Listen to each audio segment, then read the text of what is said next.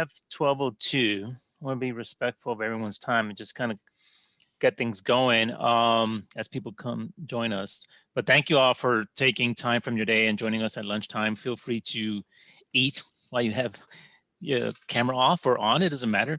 But my name's Alberto Gonzalez. I'm part of the planning, design, and development staff, part of the CompPlant team. We have Kathy Cornett, who's the deputy project manager of the plan, and we have others from staff in on the call kind of helping out with logistics. If they could just turn on their camera and wave to everybody. I have Zania, Maddie, Catherine, other folks on. Did I miss somebody? Alicia. Oh, Alicia, project manager's on the call as well. But thank you all. Thanks for joining us. So we're gonna basically, these sessions are really that listening sessions to really have a conversation, to listen to you all, answer any questions you may have. There is no such thing as a dumb question or anything. This is a listening session. It's a conversation. So before we start, I'm going to show a quick video, and it's only like 2 minutes, and then we'll get started right after that. But thank you again. So let me share this.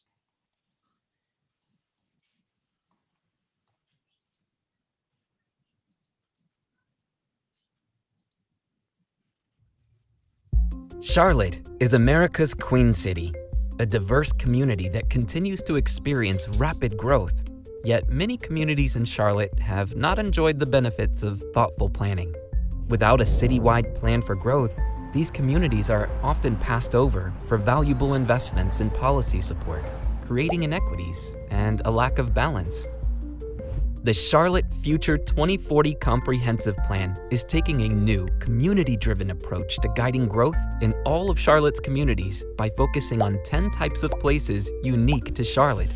Planning the right mix of place types so all areas of Charlotte have a variety of places to live, work, and play can help us ensure equitable growth over time.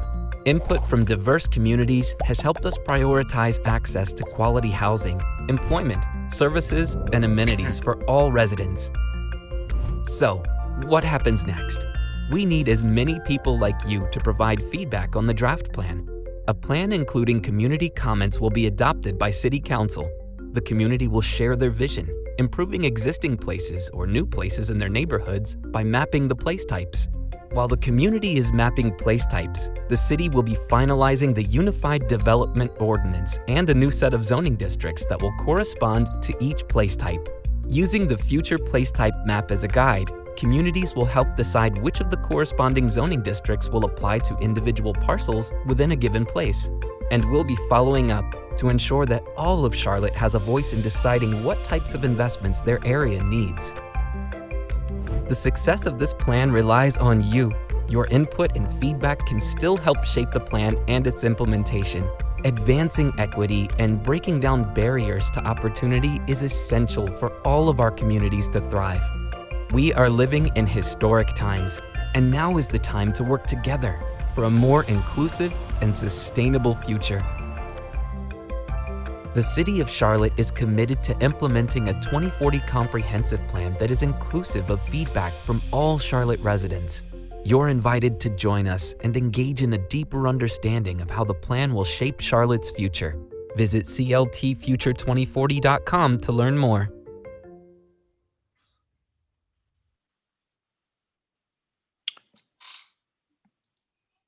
Great, thank you. Let me just close this off here. Sorry. Thank you all. So really today is a conversation, to hear from you all. So who wants to go first? I see a lot of videos on, so that means you want to ask a question. And you could raise your hand and then there's a reaction, or you could just physically raise your hand. Just let me know who wants to go first.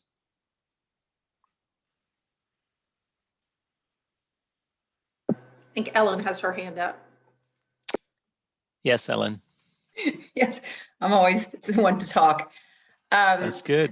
So I live in a neighborhood that's frequently called out as a model for duplex, triplex, and quadruplex housing. And recently we have seen here the demolition of older affordable plex structures, or what we call the missing middle housing here. Those older duplexes, triplexes, and quadruplexes are being replaced with high-end luxury plex structures, actually reducing the diversity here. What guardrails can prevent that type of displacement going forward, particularly in more fragile neighborhoods in Charlotte? This is one of our concerns. We kick this around all the time on our community association board. So what we are seeing is not leading to diversity. It's actually forcing people out based on the affordability of these older structures that are going down. Yeah. Wow, great question. I'll guess where you live, but it's probably Dilworth, right? Yeah. Yes, it is. We do use it a lot as an example of a lot of things. So I mean, like planning in general, zoning and land use planning in general, it's always, it's a balance between, government policy and regulations and individual property rights. So if somebody buys a duplex, someone owns a whole duplex, we're very limited in terms of limiting what they as a property owner can or cannot do in terms of tearing down and rebuilding. Now, in terms of guardrails,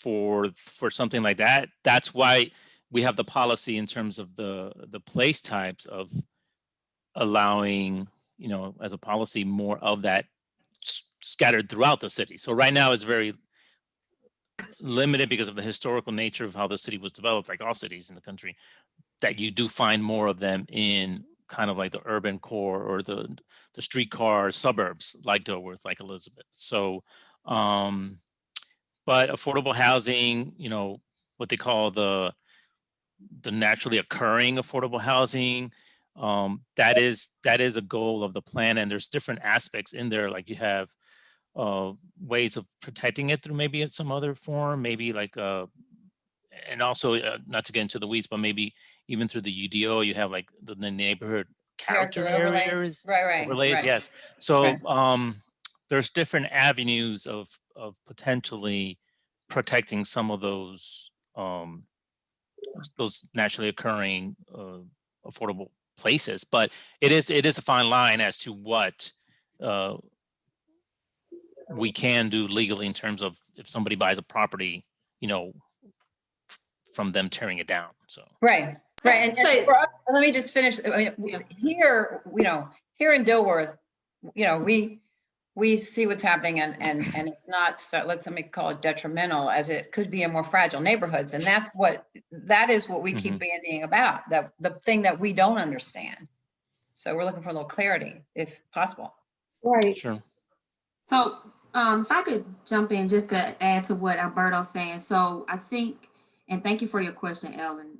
That might be the elephant question that kicks us off. So we'll go jump right in. So what is currently in the plan, it talks about introducing what Dilworth has had for years in more places around the community. And one of the concerns we've heard is exactly what you're describing around tear downs in particularly our vulnerable neighborhoods, and how will the plan address that? And so there's two things that we are proposing and what is already being proposed in the regulations. And the policy, we're looking at providing some guidance on how to provide additional protections to those vulnerable places. The ordinance talks about retaining the existing footprint, building height, kind of whatever replaces infill development happen, as it happens, that it's consistent with the existing character. I know the ordinance talks about overlays in different ways, and we're exploring some other tools that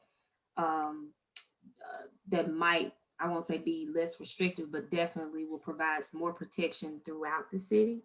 And then we're looking also at how we might include some language around anti-displacement and what that looks like, how we might support those areas with not just policy and regulation, but programs to help people stay.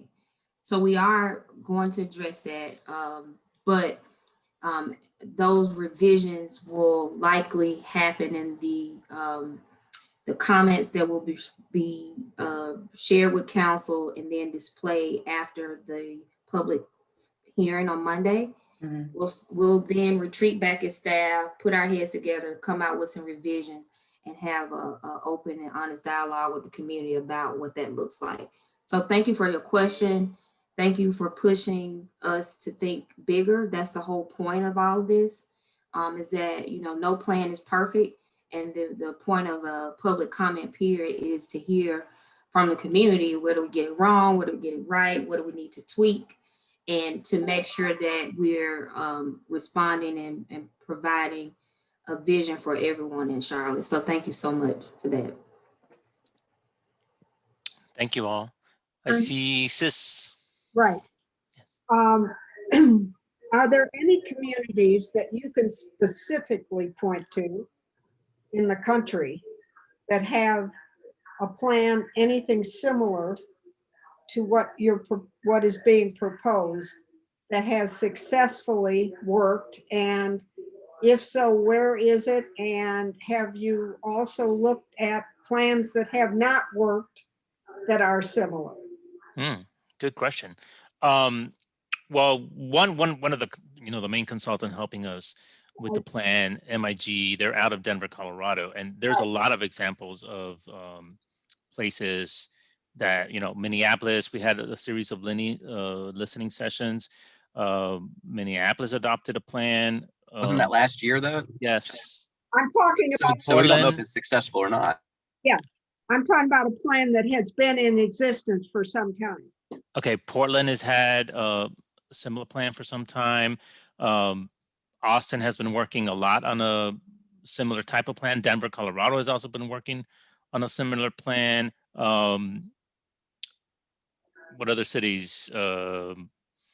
We've had, I said, San Antonio has been working on a similar plan for some time. That was adopted I believe a couple of years ago also.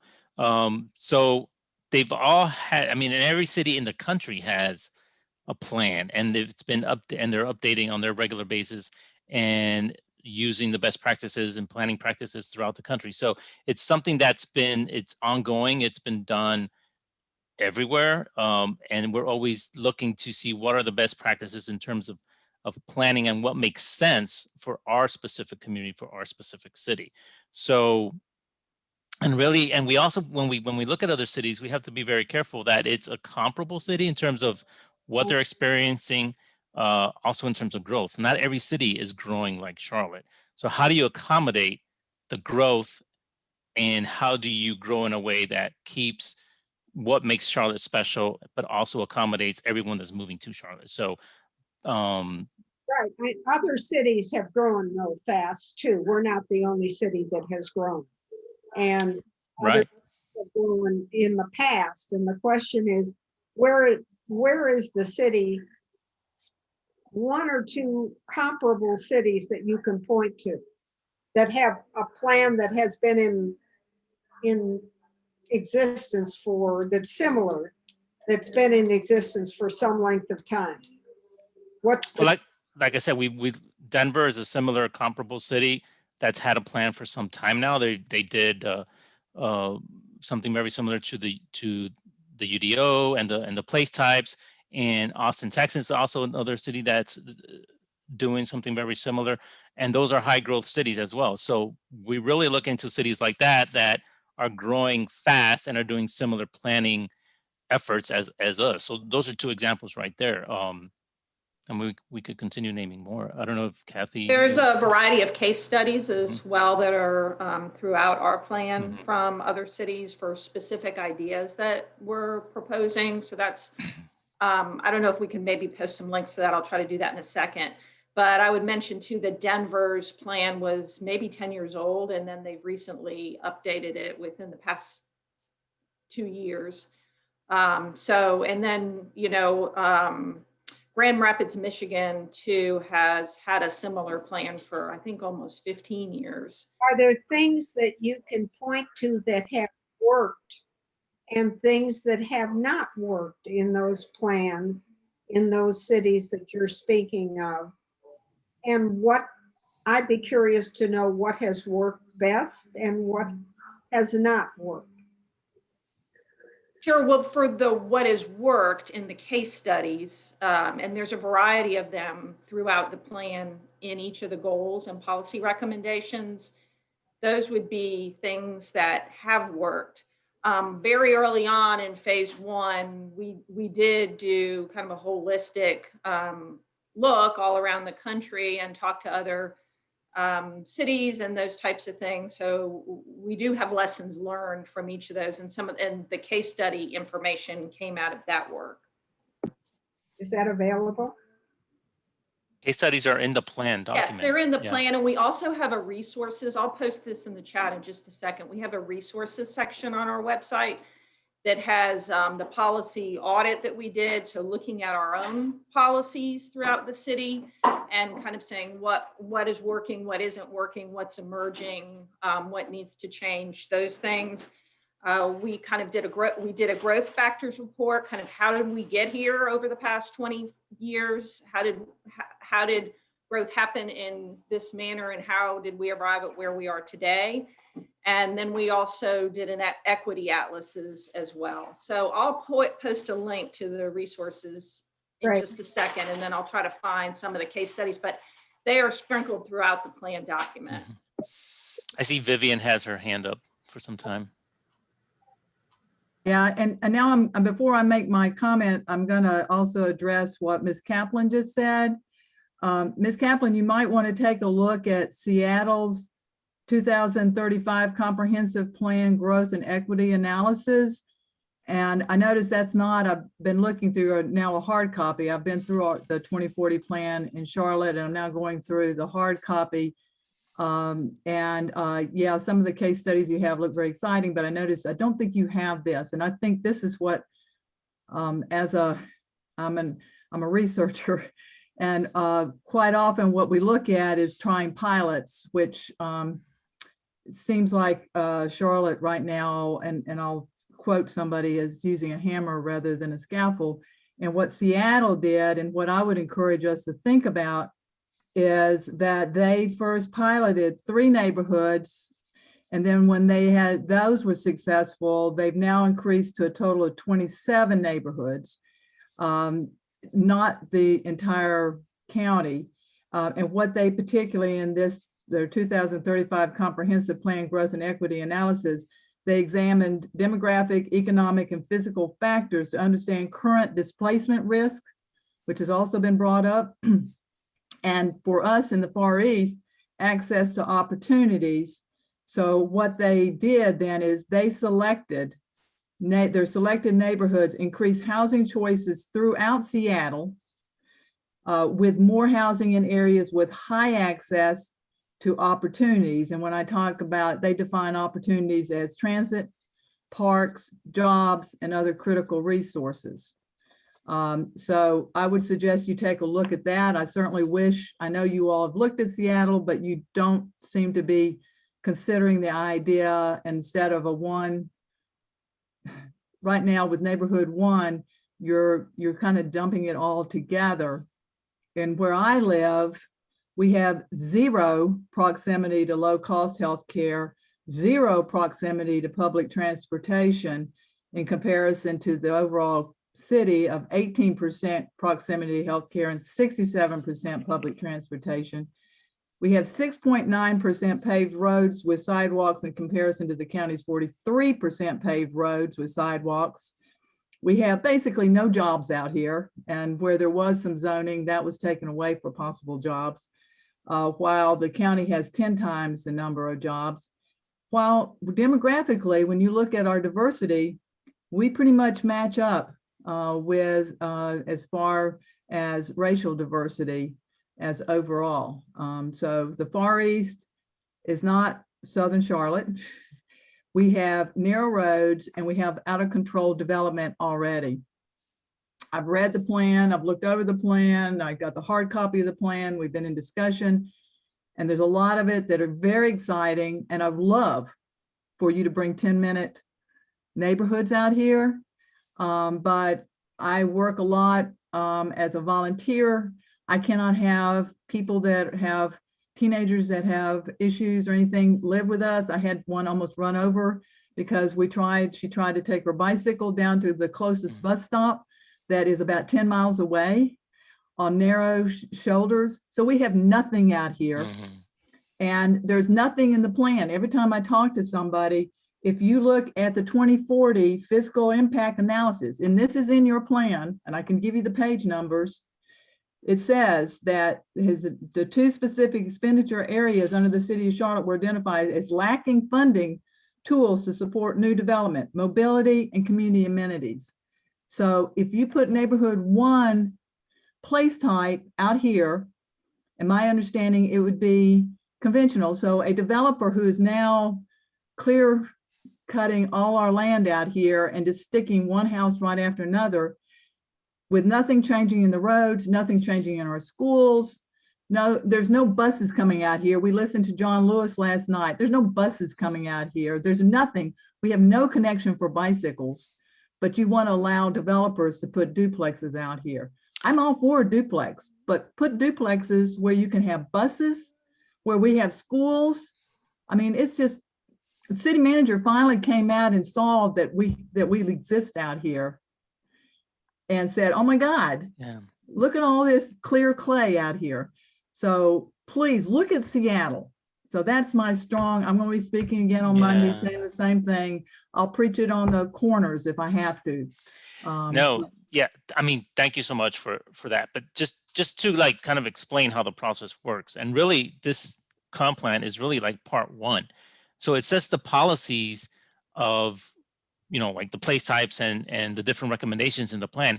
And then you have the mapping, the place type mapping that will happen in the summer, and then followed by that, the UDO. So it's not that now the comp plan's adopted and right now the developer could go out there and do all these things. It still has to go through the process.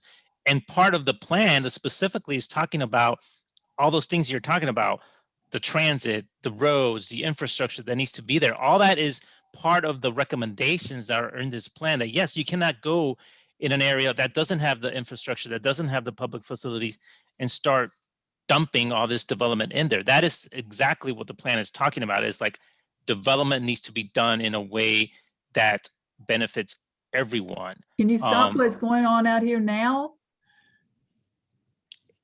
Right now, we have the conditional rezoning process, the rezoning process that we have now. And even now, when we look at the development, you look at what are the impacts that it's causing right now. And there's a specific process, but it's very limited. We're very limited right now as to what we can require.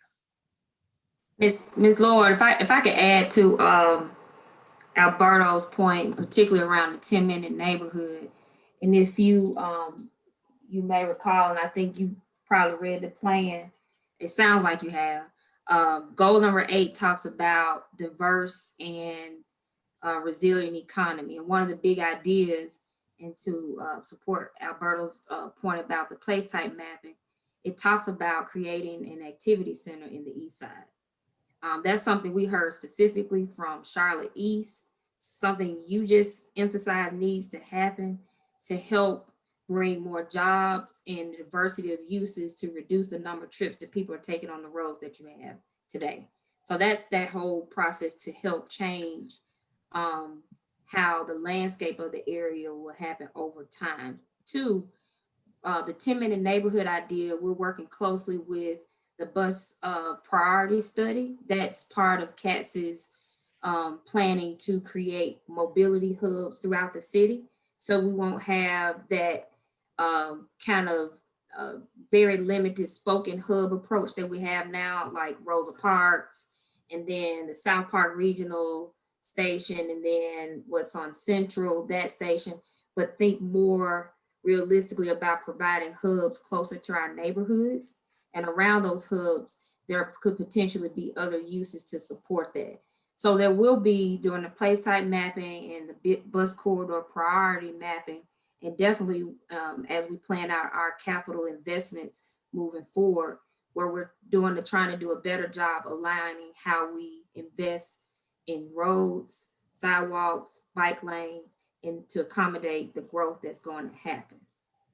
So what Alberto's really trying to say is that the vision is established with the plan, but continue to participate in the place type mapping, because then that will help inform the investments, where they go to support the growth strategy. And then the UDO, Unified Development Ordinance, or the regulations will be the implementation tool for that. I see Brian has his hand up. Thank you, Alberto. Building on what Ms. Florida was speaking on, the last time we did one of these meetings, I can't remember, I think it was late summer, and I talked a lot about the arc and the wedge, which is built off of the old arc and crescent political conversations. And I was told at that meeting, I got a handful of questions around this, that the idea is that the wedge is kind of, Brian terms here, has more, and the arc has less, and the city was divided into two distinct kind of sections, so planning could operate around those two pieces. That was my takeaway from the last meeting. That may be incorrect, but that was my takeaway from when we were asking questions. So my question now is, if that is the premise, or even if it's not, why are parts of the city excluded in that? On page 13, there's a map, and it references the the Charlotte Equitable Atlas, and I've read that twice, and it doesn't talk about, like, the university area is kind of drawn out. It seems like part of, like, the Lake Wiley area is drawn out, but part of Huntersville is included, and all of Pineville is included. So, like, what is the correlation between the data that is presenting there to how it's going to be put forward to the comp plan? Because I kind of got the impression that those pieces built into section 1.3, which is the equitable growth framework, which is kind of building out a lot of these pieces. So is my part of town just excluded? No, it's not excluded, but I think Alicia, if you want to start this one off. Alicia's our project manager, by the way, for the comp plan. I don't know if anyone knew that. And Kathy's the deputy. Like, we can all tag team on this thing. It's a dialogue. But I'll start with this, Brian. Thank you for your patience and being involved for as long as you have. Because I'm telling you, it's a marathon. It's definitely not a sprint. What I will say about the arc and the wedge and the equity atlas, that was a snapshot to look at how our previous land use and capital decisions have created inequities in our community. So I wouldn't quite agree with the narrative that that this plan is saying that we should that some areas have and have not, and that's how we will continue to be. I don't think that's the goal. But one thing I wanted to address too is that the plan does not include incorporated towns. It's not Huntersville or Pineville or any incorporated town is not covered. So I'm not sure if your neighborhood is within that or not. I live in the university area, and if you look at the map, I mean, so the equity atlas is kind of that existing conditions. Here's where we are today. The 80+ metrics of access to jobs, grocery stores, employment, missing sidewalks, road connections, all those different data metrics that you see in the appendix help produce this map that we see today. And it's just all data and facts. So it's not, go ahead. So I get all that. My question is the university area is not included in the map. And if it's not included, the unincluded parts are never referenced. What do you mean not included? I don't know if you can pull up the map. It's just a great big white spot that says the word arc. No, that's the so it's a graphic, but that's the incorporated, probably either Huntersville or some parts of Cabarrus County that's excluded. The university area is part of Charlotte proper. All right. Well, so then your map doesn't reflect what the city of Charlotte looks like, because it's really confusing. Because it definitely has. I think the map is fairly, the scale of the map, I think, creates issues for folks because it's done at a grid-based level. So and had to be to produce it for Right. this type No, of, you know, it to be on has the a- web and it in has a in the huge document. But I wedge. think that does create confusion for some folks. So bottom line, Brian, we can fix the map. Okay, I think that would be University, helpful. University, thank you. University. Obviously, is I mean, I know what the city of Charlotte looks like. I know that this map does not reflect. It's fine. I wish It's I could fine. pull it up. So it's caused a lot of fine. confusion. We can fix the map. Okay. University City is included in the city of Charlotte. Okay, good. Or applies to the plan. Yeah, there's also a gap in the middle of the city, which I'm not quite sure what that represents. That's also excluded. Yeah, I was, because it never actually defines the neighborhoods inside the Charlotte Equitable Atlas. And so the map is kind of all that you're really kind of going off. It talks about the wedge and then the arc, but like if you're not included in there, it doesn't kind of go ever back around. And so it seems like that all that data from those neighborhoods are actually not included. So they are. We can fix the map. great. Thank you, So Brian. this is my other point is thank you guys for doing this. This is you know, back in the day we would have these little meetings. We'd go up and then geeks like me would come and like point at this and point at it, and we would talk about it, and then it would kind of get corrected. And it's hard to do this on Zoom, so I apologize, because if I actually was able to go to page 13 and go like, look, it's right here, it'd be a lot easier. So I appreciate you guys, you know, doing these extra meetings like that to do that. But I have a different question, but I'll kind of pause and let other people ask a question on that. So thanks. Brian, I would just mention to you that we do have a virtual open house, so we can't do that. And I'll post a link for it too, obviously, because of the environment that we've been in for the past year. And, you know, I think all of us are frustrated by that. But kind of the next best thing is the virtual open house, where you kind of like digitally do walk around, and it's, you know, it's available 24/7. You can comment directly on the plan there. And then we also have the e-plan. And then if anyone, if you have a comment that you want included in our comment tracking matrix, which I can also post a link to, that's available for you to look at the comments we've received thus far. You're free to post in the chat. We'll be using the chat and taking it as notes for the meeting. So those are just some other options. I know it's not the same thing as walking around the room with other people, but it's kind of the best that there is to offer in the environment we're in right now, which hopefully we won't be in next year. Hopefully we won't be in by the end of this year, right? I mean, I'm a little hopeful. I mean, Franklin's been wanting to say something. Sorry. Yeah. I see it. Okay. Go ahead, Franklin. No. Well, yeah, I'm always wanting to say something.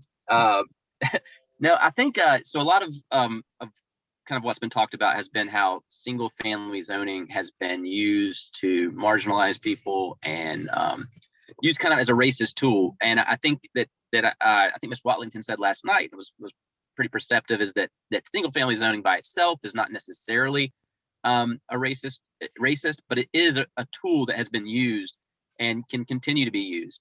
At the same time, density is a tool that's used to make places more affordable and to make them more diverse.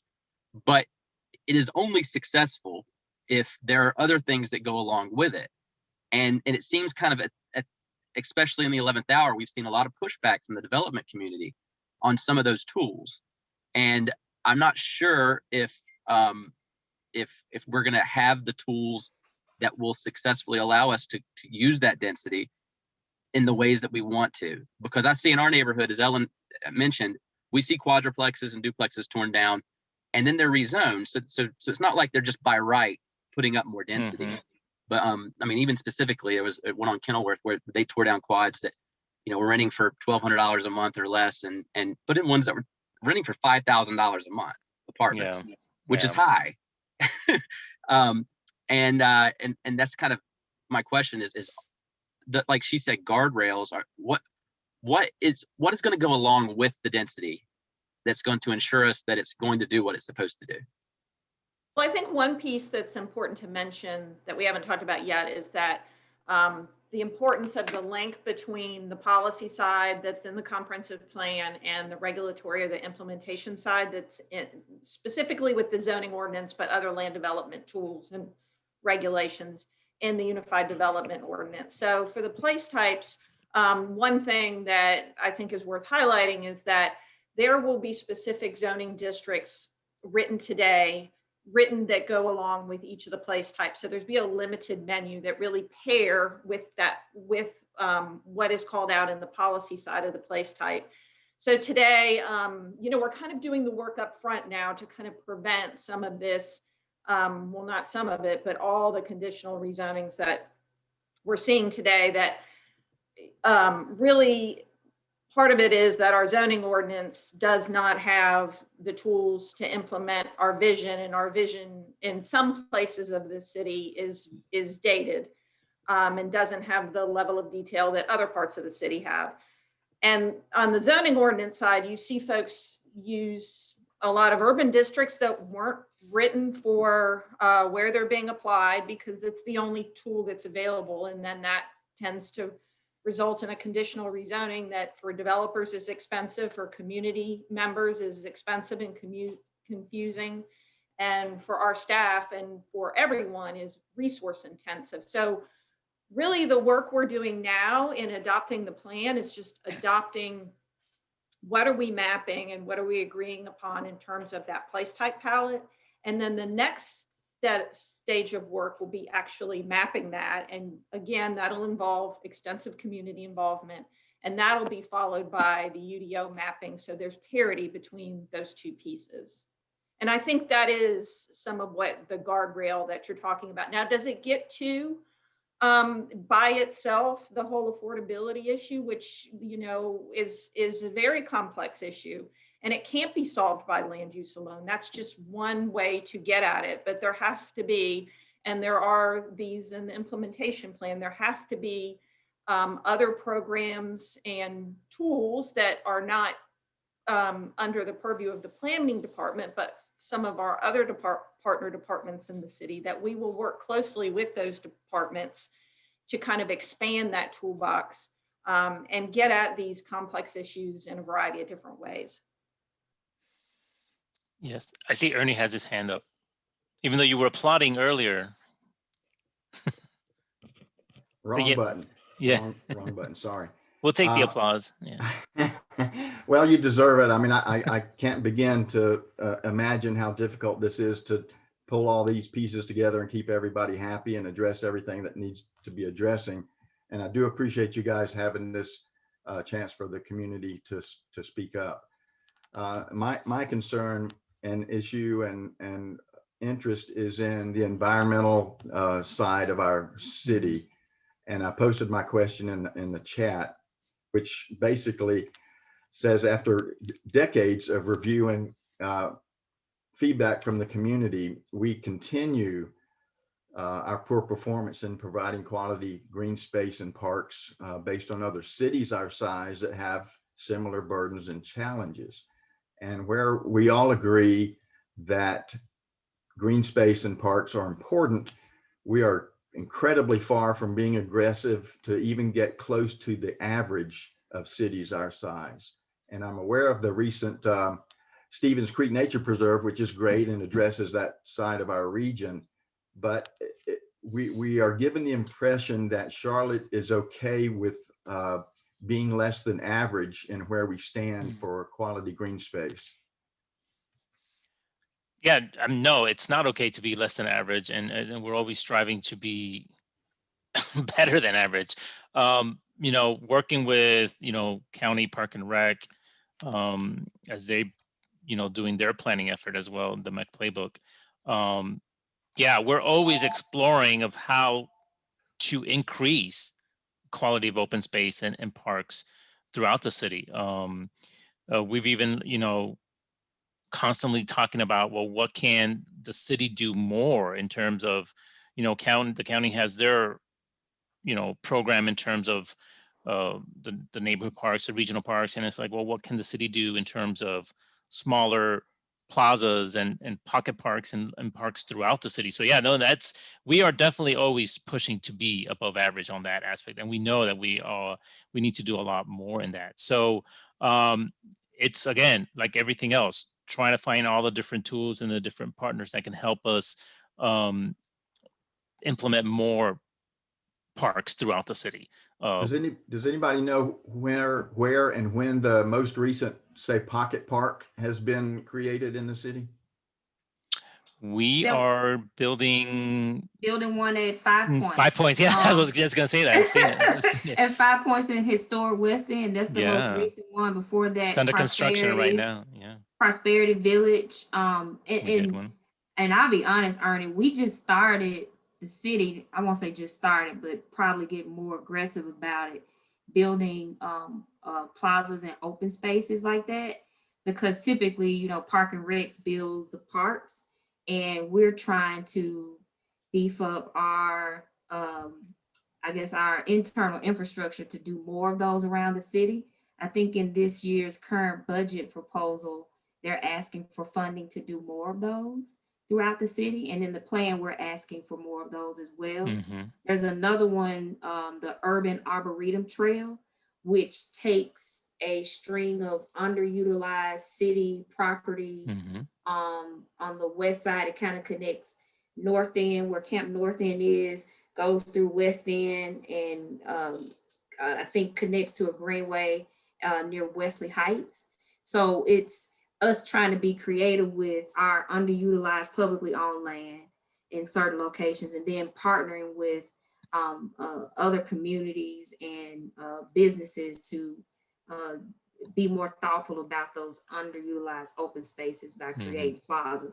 And partnerships like the Knight Foundation on that one in historic West End is really it's going to be really impactful for that community. So stay tuned. We're trying to do more in that space, but definitely understanding that it has to be a partnership between county, city, and private partners. Mhm. Any I And also Sen comments? Central posted a and link in Kilbourne the is another chat one. to the Mecklenburg County Park and Rec Playbook, which they just released, I think last week, their draft. So there's a lot of other plans that are going on simultaneously with our plan. Our plan is sort of the overarching document for all of these, and we're participating in all of these more specific plans. Mhm. But they are looking for a public comment on their most recent draft. So I've posted a link to that in the chat. Okay, thanks. Our urban design division is really spearheading a lot of those pocket parks and plazas. And the Prosperity Village Park, that was a partnership with the community.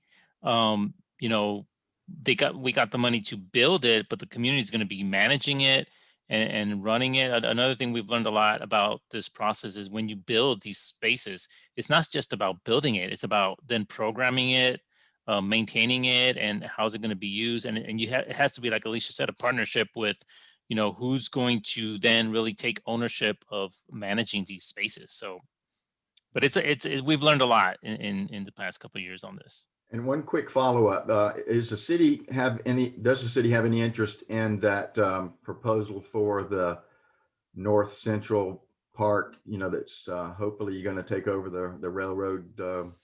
Oh, I don't know anything about that one. Okay. Yeah, I've seen that proposal. Was that part of Center City Vision Plan? I should have pulled my note up on that. I'm not. Yeah, I'm I've not- seen that in the news. I don't know anything about that. I don't know if anyone knows, or we I can think follow up on Norfolk that. Southern owns that land, and I don't know, Yeah. they've always been the most cooperative from my Right. understanding. Yeah, Yeah. they don't even. Yeah, It seemed like it was kind of more of a wish list than it was a real proposal. yeah. All right. Well, thanks. Thank you. So who's next? Patrick. Good afternoon. Thanks for putting this on. And I'm seeing all the resources you have here, which I think are helpful as well. I'm really wanted to talk about actually something that is not single family. So I hope y'all will bear with me for a minute. I'm also the president of NAOP, which is a commercial development organization here in town. I don't know if I'm really kind of here speaking for myself, but I am in that role as well. And when I read the plan, the thing that kind of struck me was that it makes the assumption that Charlotte is continued to expect to grow, and I know it. We have grown a lot in the past. This is a 20-year plan. And to me, the plan sort of looks inward and doesn't look outward as much as it should. And for me, reading this, and Ms. Cornett, I think you mentioned something kind of in passing, which I wasn't aware of, but to me, this plan ought to, well, first off, let me say, I think Charlotte it needs to grow. I think for all of us to do all the things that we'd like to do, I think we have to have growth in our city. And I don't think this plan does enough to really, it makes the assumption that we are going to grow based on past. And I just think that's a dangerous assumption. I think we have to be pretty rigorous to do all the things that we want to do in this plan, which I think are admirable and aspirational. I get that piece of it, but you also have to make sure you have growth. And I think you have to do everything in the context of, okay, let's be rigorous. Why have we grown in the past? How can we continue to grow in the future and have that be part of this plan so that everyone says, okay, because, it's one thing to say that you want to have neighborhoods a certain way. But if you, now that's a bad example, but I guess what I'm trying to say is if you take it in context of, well, I'd like to have X, but yeah, we may lose jobs because we do that, then I think that's a conversation we need to have, not just to say, okay, yeah, I know I want this, but it has to be in context of how we compete with the Austins and Nashvilles of the world. And I will say too, I've spent probably no more than 5 minutes, maybe 10 minutes looking at Austin's comprehensive plan last night, because I was just kind of curious what they had. By the way, their document is almost as big as ours. So, so we kind of get it reduced, but they've got a big document too. It was dated 2012. So I think, I don't know if that's the latest I have. I don't know if that's the latest they've done, but it was very good. And I was thinking about, okay, here I'm an outsider. Maybe I'm a businessman that maybe wants to do something in Austin. And I read their plan and I kind of get a sense of what that community wants to be. And when I read our document, I'm thinking, I don't know that it's someone from outside that maybe wants to grow, help Charlotte grow by moving here, if they're going to feel the same way. And I think it looks inward too much. I think it needs to look outward more. And I think it needs to be more rigorous about how we're going to grow and how we maintain that growth and not just assume that that's going to be the case. It just, because I think, growth could slow and then we've got problems with growth. I understand that. Trust me, we'd have bigger problems if we don't grow. And just to assume that that's going to happen in the future, I think it's a dangerous assumption. No, that's a great point. You make excellent points there. So in terms about growth, yes, Alberto, you don't need to answer it. I'm just saying that. No, I mean, there's a lot of points. I mean, just a lot of things that just kind of put it in context of what other people have comments. I'm just trying to make my comment and make y'all aware of that because we're going to bring it up again. I am because I think it's important. I don't expect the city necessarily I don't expect you to spend time on this listening session to defend that or whatever, but I just want you to know that is a concern of, and I will say that I've heard that from other folks in our association as well. So in that case, I guess I am speaking for that as well. But I just want to put it, it is very important to everyone. I just want to put it in context in terms of what we did. And Kathy mentioned the growth factors report. And yes, it looks at the past growth, but like anywhere else, you look at what are the trends, larger demographic trends, market trends, what has been happening. So it looked at the past growth, forecasting, like any business, you try and forecast, well, what do we think is going to happen? We looking at everything, we expect Charlotte to continue to grow. But like you said, yeah, there could be a downturn. There can be a bunch of things that could happen that can slow the growth and also, like you Charlotte said, become less business friendly. Yes, get that reputation, and you don't want that reputation, right? You have to be careful about what the audience is for this comprehensive plan. No, exactly. Not just us internally, our residents right now, it's future residents as well. Exactly, and future investors from nationwide and worldwide. For example, I'd like to see an inventory of the commercial land that we have. Somewhere where it says, okay, we've got so many acres of take, industrial, when I say industrial, that's distribution, manufacturing, very big part of our economy.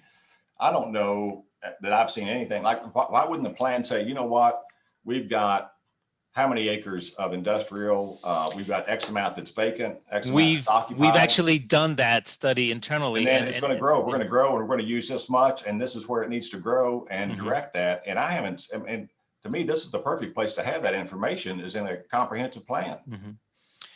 Yeah, no, it's an excellent point. And part of, and when, in the previous question about, did we look at other cities? We looked at a lot of cities, and one of the cities, actually Denver, did an industrial suitability study as part of their plan. And it's something we looked at, and we're like, and there's still opportunities for studies like that to happen. Like we said, this is really kind of part one, when we do the place type mapping, when we start mapping that industrial place type, those types of conversations will be part of that process. So I don't see that. I don't know if that's going to help that situation. I think you have to, making place types, I don't see where that necessarily, I think you need to have a strategy. I don't think you need to label things. I think you need to have a strategy. The place type is, not to get too much into the weeds, but it's really it's updating what we have, the land use now. Every parcel in the city right now has an adopted future land use.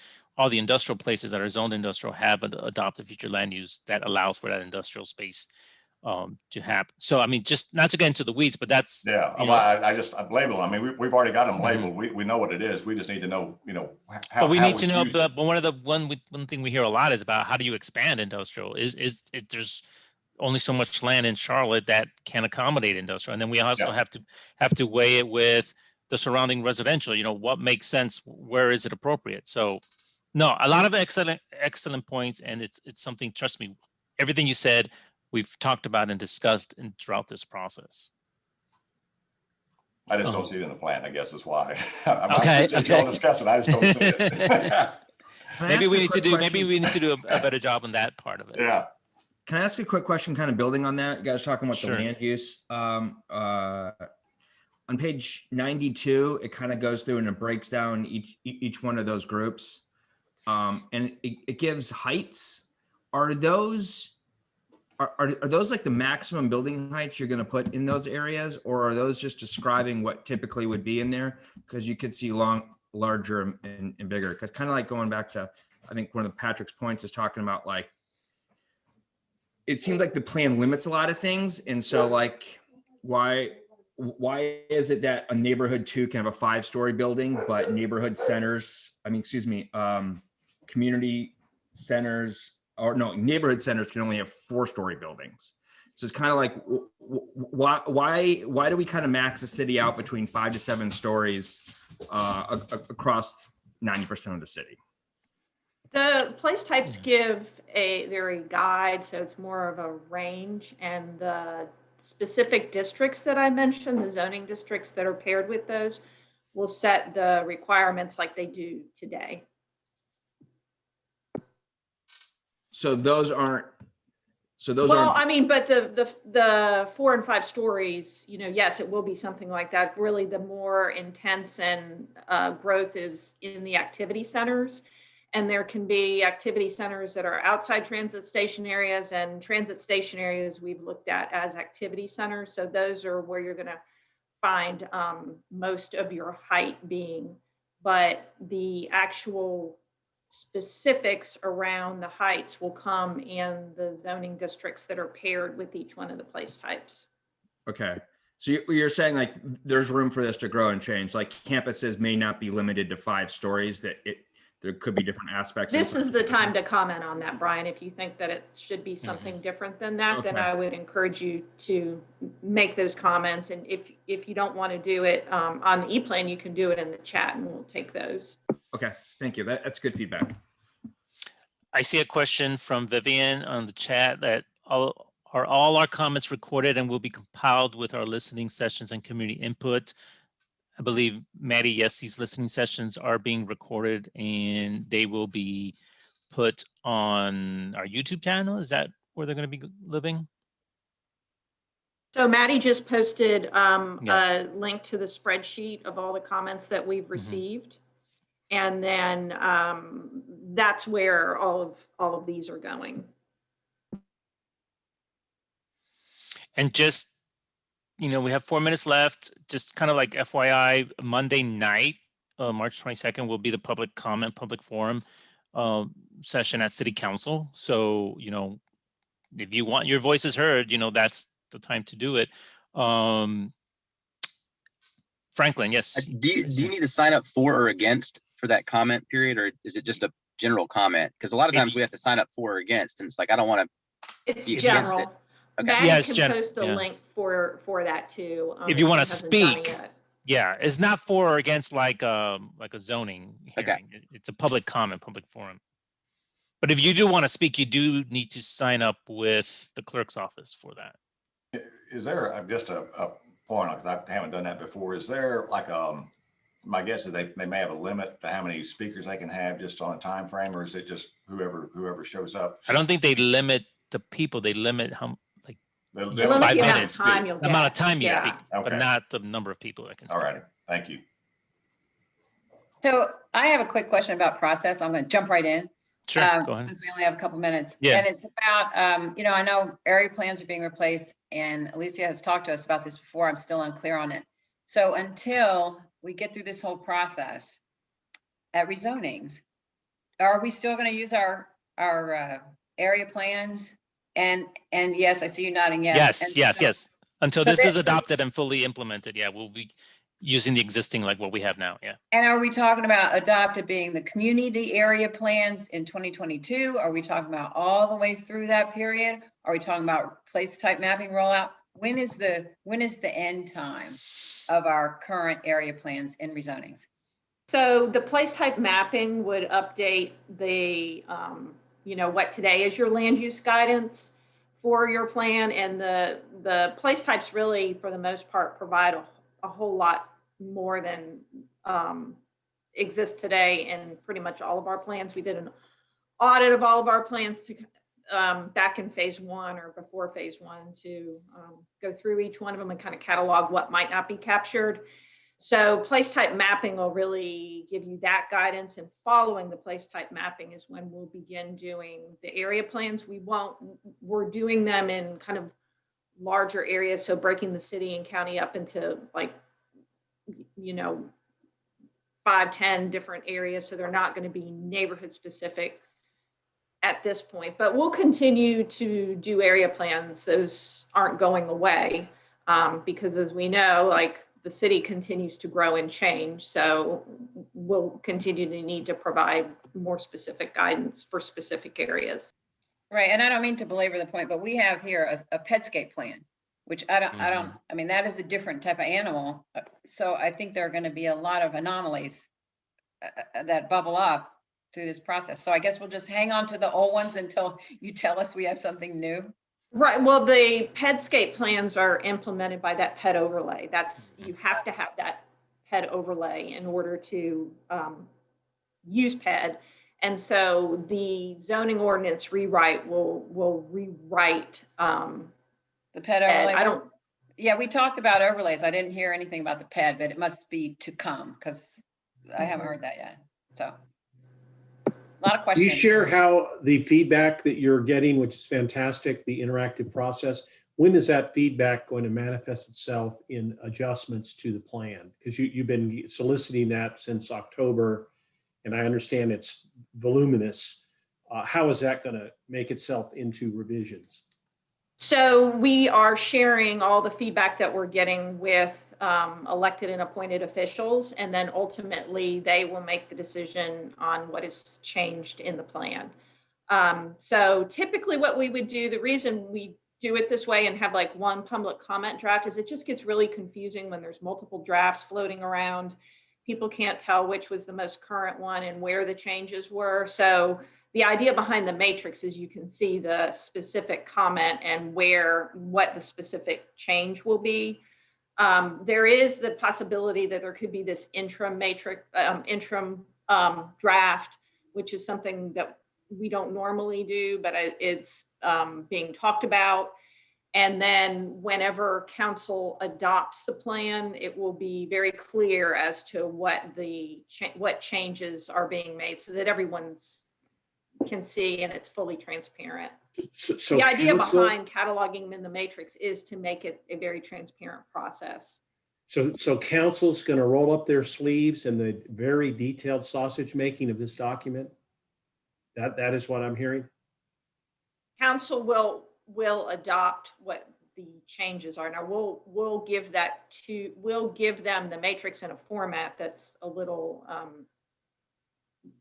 easier to digest than, 500 and something comments just kind of thrown at them. We're going to have a busy spring. Well, thank you for taking all this. Hey, no, thank you all. We're running like 2 minutes over. We'll continue answering questions, but just to let you know. One last question. Yes. Did I understand you to say that the plans and the overlay, the PED overlays will remain in? You were kind of going this way and that way with that answer. They'll remain in effect until the rezoning takes place? No, place type mapping will replace those for the most part. And when will that take place? That will start, and it'll be another public process that will begin after the adoption of the plan. So the plan contains the place type palettes. It doesn't apply them, but before we start applying them, we need to agree upon what is it that we're mapping. We can't map something that we don't know what it is. Well, if the mapping takes then priority, what will happen in terms of the zoning? Does that just go up in the air until the zoning takes place? Yes, the zoning will be the same districts until the zoning mapping takes place, and that follows.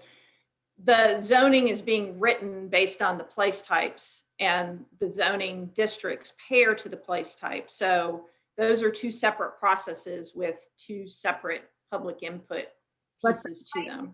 Will replace the overlays. Yes. Patrick, you had your hand up. The last Yes, I did. Just question. a quick question, and this is, it's a big plan. So at the very end of the plan, you have these spreadsheets with the objectives and the metrics. And I noticed on the fiscally responsible spreadsheet, this is page 318, there are no real metrics on that. And I don't know if that was on purpose or what, but again, that kind of, so I wanted to pile on my previous comment about the being fiscally and economically feasible and that I don't see any metrics there. So that's obvious. To me, that's a big miss. The metrics are in the implementation strategy, and maybe somebody can post the link to that. Well, okay, so they're not in this spreadsheet that I'm looking at on page 318, and that's right. I didn't try and dive into the rest of the document. Yeah, I mean, a lot of that also, the specifics of the matrix and the objectives will be specified in terms of the action item of the implemenation. Well, just about all of plan. the other metrics are on there. All the other aspects have. I guess I have to look at that specific page to answer. If you look on, it's page 318. Mm-hmm. Thank you. We got that. Thank you all for participating. That's what we wanted, lively conversation. So tonight we have another listening session, and then Monday night is the public comment on the plan. So please participate and stay tuned and stay involved. Thank you very much. Thank you all. Thank you. Thanks. Thank you.